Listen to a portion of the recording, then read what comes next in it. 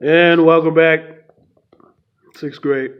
This is stop smiling. This is Hose by Louis Sachar, chapter 13. Hose by Louis Sachar, chapter 13. Let's go ahead and get started.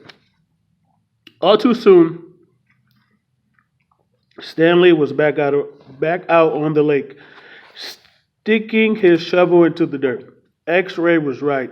The third hole was the hardest. So was the fourth hole, and the fifth hole, and the sixth, and the.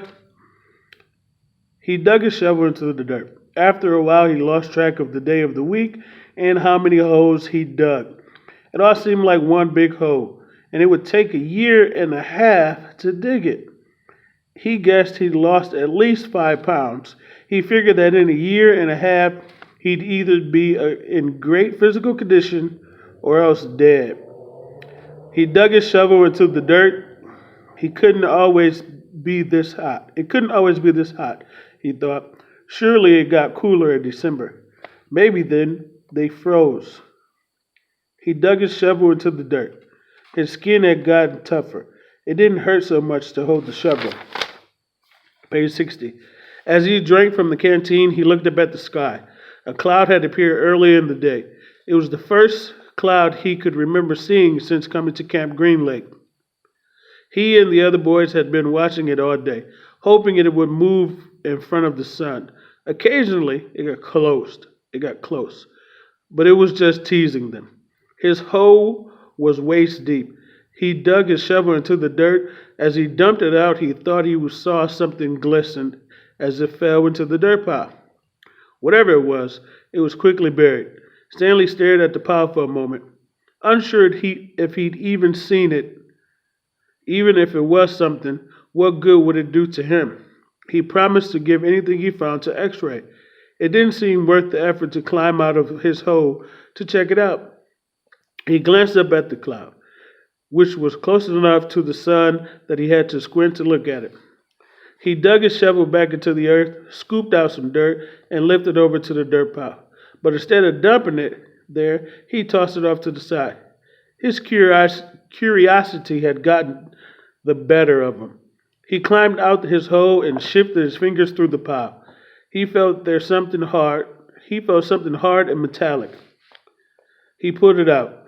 It was a gold tube, about as long and wide as the second finger on his right hand. The tube was open at one end and closed on the other. He used a few drops of his precious water to clean it. There seemed to be some kind of design on the flat, closed in. He poured a few more drops of water on it and rubbed on the inside of his pants pocket. He looked at the design engraved on the flat bottom of the tube. He seen the outline of a heart with the letters KB etched inside of it. Page 61. He tried to figure out some way that he wouldn't have to give it to X-ray. He just kept it. He could just keep it, but that wouldn't do him any good. He wanted a day off. He looked at the large pile of dirt near where X-ray was digging. X-ray was probably almost finished for the day. Getting the rest of the day off would hardly do much good. X-ray would first have to show the tube to Mr. Sir or to Mr. Pendanski, who would then have to show it to the warden. But then X-ray might be done anyway. By then, X-ray might be done anyway. Stanley wondered about trying to secretly take the tube directly to the warden. He could explain the situation to the warden, and the warden might make him an excuse for giving him the day off, so X-ray wouldn't suspect. He looked across the lake toward the cabin under the 2 oak trees. The place scared him. He'd been at Camp Green Lake almost 2 weeks, and he still hadn't seen the warden. That was just as well. If he couldn't go his entire year and a half without seeing the warden, that would be fine with him. Besides, he didn't know if the warden would find the tube interesting. He looked at it again. It looked familiar. He thought he'd seen something like it somewhere before, but he couldn't quite place it. "What do you got there, caveman?" asked Zigzag.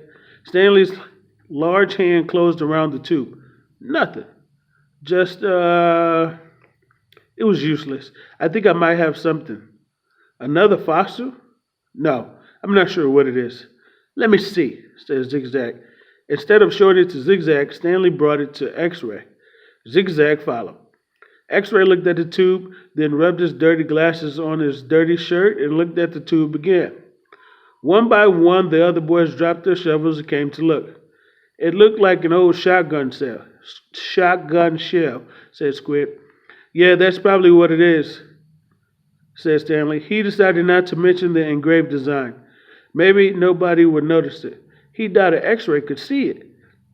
No, it's too long and thin to be a shotgun shell. Shotgun shell, said Magnet. It's probably just a piece of junk, said Stanley. Well, I'll show it to Mom, said X-Ray. So, see what he thinks. Who knows? Maybe I'll get the day off. Your hoe's almost finished, said Stanley. Yeah? So? Stanley raised and lowered his shoulders. So why don't you wait until tomorrow to show it to Mom?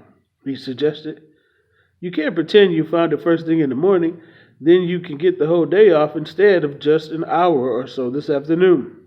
X-Ray smiled. Good thinking, caveman. He dropped the tube into his large pocket on the right leg of his dirty orange pants.